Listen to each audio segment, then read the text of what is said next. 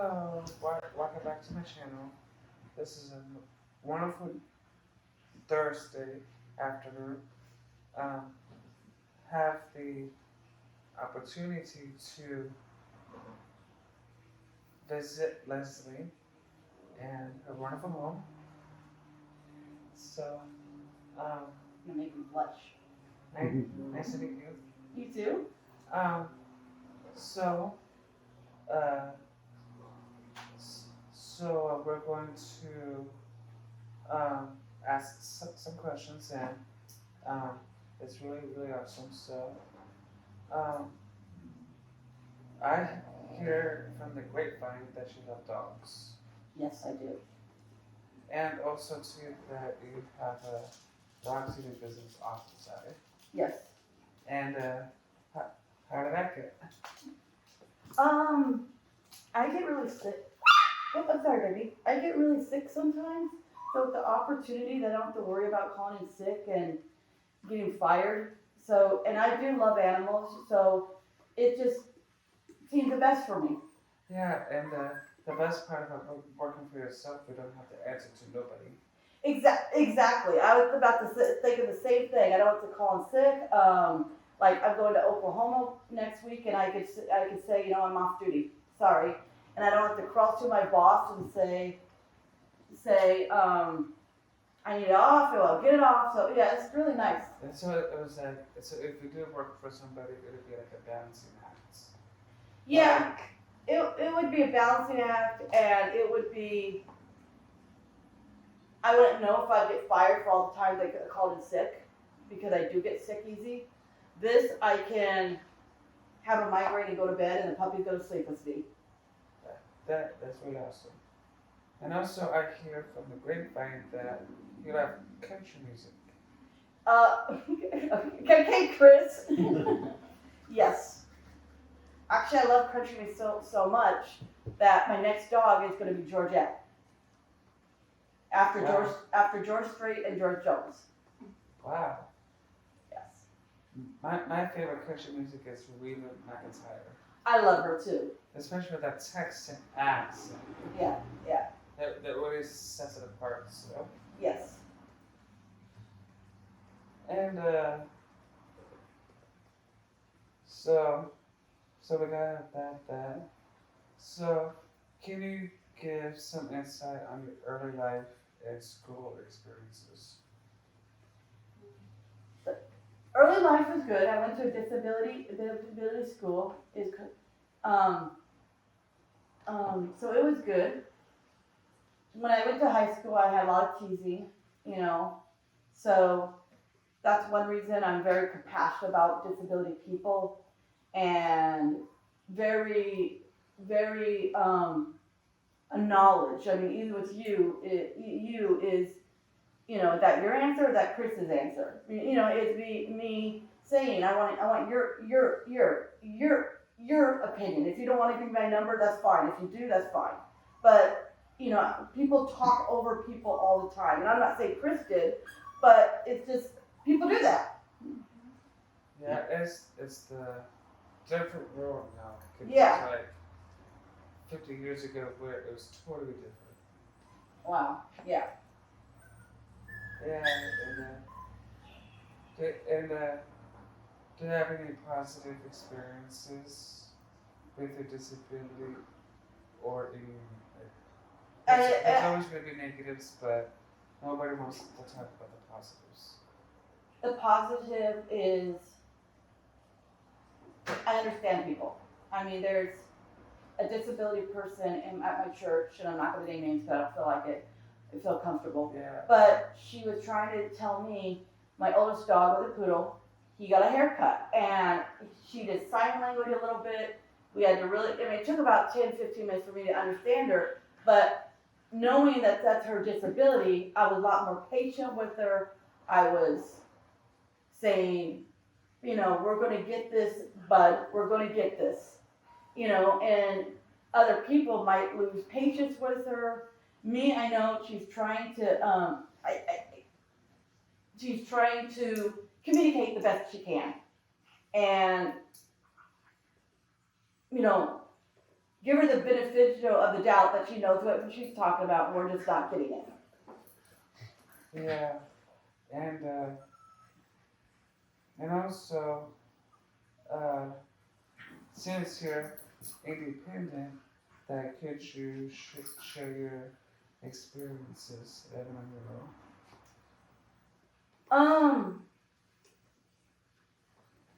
I love it. I could stay up to 3 o'clock in the morning, and, you know, because my mom lives here part time, but when she's not, I could stay up to 3 o'clock in the morning and no one. complaints. Yeah, exactly. No one complains. No one's, you know, no one, you know, even with, you know, my mom's afraid of big dogs, so at Christmas time when she comes over, I gotta say no to the big dogs. When now without her, I could say, yeah, big dogs are fine. So that's freedom. Yeah. Yeah, freedoms are always good. Yes. And since you've been having independence, there's of course there's going to be times where you have too much time or too little time. So, could you kind of share your insight on managing your time and things? Managing my time is kind of hard because, you know, a lot of it is I want to make friends and I want to go out with, you know, people, and it's hard to make that connection. Even with the ability to learn, I asked my person to, can you connect with people? I mean, for example, you. I don't want to pressure you to thing, but it's like, hey, will you go to the movies with me? You know, because I don't have a lot of people I know since moving here to San Diego. Yeah. It is like moving from San Diego or any other state is a big adjustment. Yeah. So. Yeah. And what is some of your goals in the future? Like 5 years from now or 10 years from now? 10 years, I'd like to be married. I'd like to be married. Maybe adopt a disability kid, you know, that's Down syndrome. And it's kind of funny, but I want to say, you know, I had a choice of a normal kid or a disability kid, and I chose you, darling. I picked you. Knowing with all the problems you have, I still want to be your mother. And I want to marry another disability guy to help me, you know, understand disabilities and help me know them, to know God. So, you know, I've been on tons of dates and the guys were wonderful. They're not disability, but my heart is to marry a disability guy for the, you know, and we can help each other with our struggles. Yeah, that's really important to do so. Yeah. So I like the disability ministry. Yeah, I heard about that through the grapevine. Chris. On the grapevine. Yeah.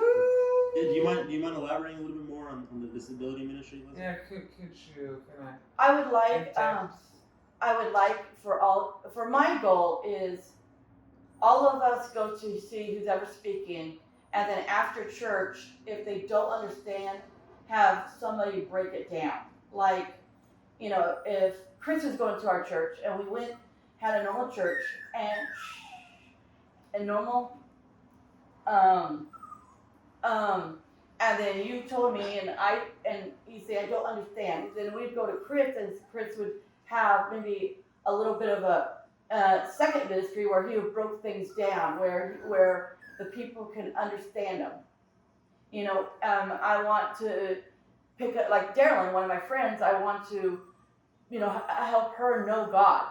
Help her that even with her disability, you know, my favorite scripture is, you are perfectly and wonderfully made. So just telling people that God does not make mistakes. He had me disability for a reason, and that's to help out other disabilities. That's to help out Joe Blow, who I had people tell me I feel like God made a mistake, and and it's like, you did it, and I'll show you it. It's in the Bible, you know, and let them know who God is so they can find the relationship that I have with God. They can stand up with self-confidence that God made me this way for a purpose. Yeah, we all have those questions from time to time. Yeah,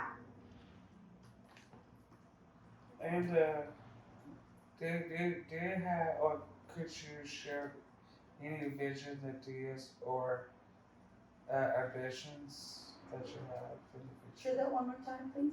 Could you share any visions, ideas, and any ambitions that you have? About what? Anything. Anything. Okay. My dog sitting business, I would like to be so full that I gotta deny customers. So I like, like a person who goes to a regular job, has a steady income. I don't. I gotta rely on God. And even when I started this job was I actually talked to God, going, God, I'm gonna have to trust you. I don't have a stable income. I don't have the income that every 2 weeks I'm going to get paid. So vision is I would have to say I'm sorry, I'm full. Like this month, I had to deny somebody, and it feels good, and it's like that paycheck is what I've earned. That paycheck, and it feels good that on my Rover account that people see all my comments. Also, one of my visions, like I said, I'd like to get married. Before that, I'd like to make a lot of guy friendships. Forgive me, as I told Chris, guys are confusing sometimes. A lot of times. I'm All the time. confusing. What? All the time. Yeah, and so I like to get to know the guys as a friend. Right now, to be honest, you're there and I'm over here, and I'm like, okay, I don't get you. And I like to, when I first came to my church, I was looking for girl friendship, but now that I have it, to get married, you gotta find somebody. You just can't say, hi, Joe, I'm marrying you. You gotta build that friendship. Yeah. I mean, yeah, you gotta build that friendship. So I like to understand guys and build that friendship, and get married one day. That's awesome. But at the other hand, I would like to have friends that are like Chris, that I just call up, that I don't, even if he's married or not, I like to call up. Like my friend, a different Chris, I knew for years, and we're not even romantically involved. He's my best friend. He is my best friend. I haven't talked to him, and I need to give a call, but he's my best friend. Sorry, bud. Don't worry about it. Hey, stay. With this Chris, he's one of my good friends. But even before he got married, we were never romantically involved. We're just friends, and I want that kind of friendship with some of the guys. That's awesome. But I want also some guys to go after me. I mean, I'm old fashioned. I want every Disney fair, the guy goes after the girl. I want to find some guy that goes after me, that calls me once a week, that tells me he likes me. But I want him to know God first. That's good. Yes, that's really good. And as we close, I want to give you an opportunity to share any last advice to people who are on the autistic spectrum or Down syndrome, or anybody who has alcoholic extremely gifted. Love yourself. Just love yourself. I mean, even if you don't know the Bible, just believe you're perfectly and wonderfully made. Love yourself. I mean, and I know it's hard, and if you can't, go to get help from a counselor, but I would love everybody to have the goal in life to love themselves and believe in themselves, that they're not a mistake. Yeah, that's really hard for us to think that we're not a mistake, but we know that we're not a mistake, but there's a good percentage of extremely gifted children that they think that they're a mistake because they say that why are we made it this way, so. Yeah, and there's help out there. There's so many counselors that even if it's not Christian, they'll teach you how to love yourself, love that part of you. And it took me years. I mean, to be honest, before I saw that scripture and talked about it to my